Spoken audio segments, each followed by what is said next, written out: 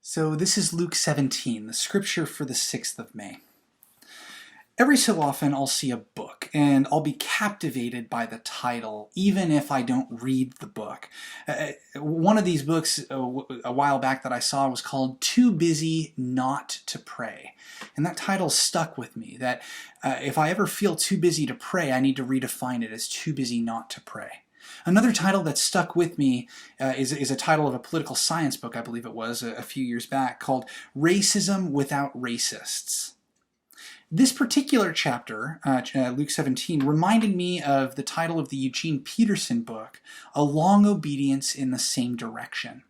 It's not a book I've read, although I've read other books of Eugene Peterson's. He's the one who put together the popular paraphrase of the Bible called The Message, a very capable Presbyterian pastor. But this idea of offering God a long obedience in the same direction means that there's never going to be a time that you're not trying to obey God in your Christian life. The Christian life doesn't offer sabbaticals from following Christ, even if it may look differently during different times of your life. Instead, it requires sustained, focused attention. Each of Jesus' sayings at the beginning of this chapter reinforces that there's not a single quick fix in the Christian life. Everything that we pursue in our in our spiritual growth requires sustained, dedicated attention.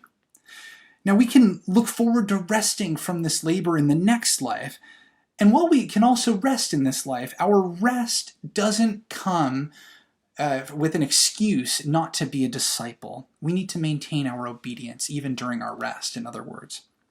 I think this is illustrated well in Jesus' interaction with the lepers. So after being healed, 9 out of 10 of them walk away and they go off to the priest, which makes sense. The priest is sort of the doctor of the time who would proclaim you having a clean bill of health. You do your examination before the priest and he'd be the one to allow you back into normal everyday society. Now, I think that probably, like you and I might be feeling at this point during our COVID-19 quarantine, these lepers probably were eager to stop having to self-isolate and to start getting back into normal everyday society. But one of them stops on his way back and turns around and comes and thanks Jesus.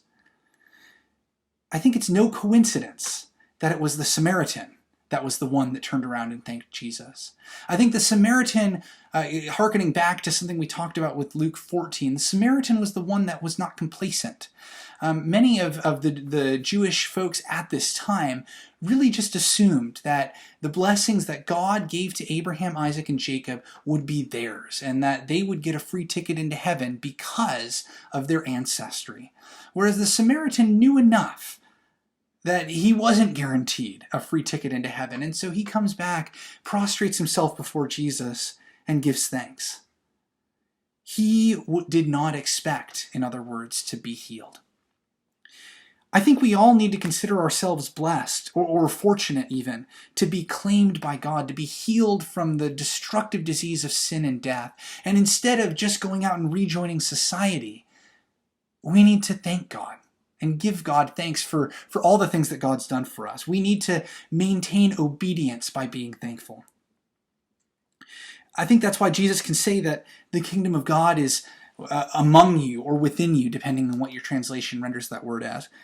As members of Christ's body, you and I are the ones who are going to bring God's kingdom to the world through our acts of mercy and our acts of obedience. It's not about a one-time quick fix. We're not able to snap our fingers and make the world better, nor are we able to snap our fingers and make our own lives better. It's a long, sustained obedience. It involves dedication enough to abandon whatever other pursuits may distract us from living in alignment with God's calling on our lives. In the same way that Noah left behind the life he knew in Genesis chapter 6, in the same way that Lot and his family left Sodom and Gomorrah in Genesis 19 and left their entire livelihood behind. In the same way, when God calls you, it's not a one-time choice, but a lifetime commitment. You're not going to go revisit your old life. You've been freed from that old life to pursue a new one. So I wonder, in which direction is your obedience taking you toward Jesus or away from Jesus? That's all for Luke chapter 17. Tomorrow, the 7th of May, we'll be looking at Luke chapter 18. May God bless you in your reading of Scripture.